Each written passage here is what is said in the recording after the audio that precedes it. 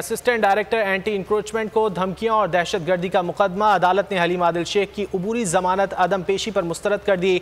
Police ने हलीम आदिल शेख की एक और मुकदमे में गिरफ्तारी जाहिर कर दी है। तफसीलात जान लेते हैं बोल न्यूज़ के नुमाइंदे अब्दुल हसीब से। हसीब, क्या तफसीलात है?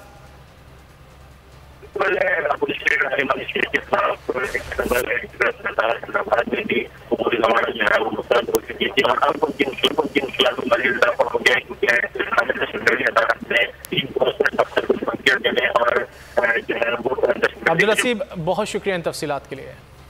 असिस्टेंट डायरेक्टर एंटी इंक्रोचमेंट को धमकियों और दहशतगर्दी का मुकदमा। अदालत ने हलीम आदिल शेख की उबूरी जमानत अदम पेशी पर मुस्तरद कर दी।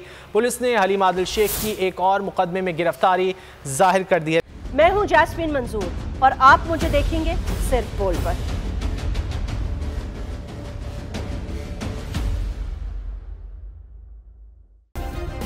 सब्सक्राइब करें और बेल दबाएं ताकि कोई खबर रह न जाए।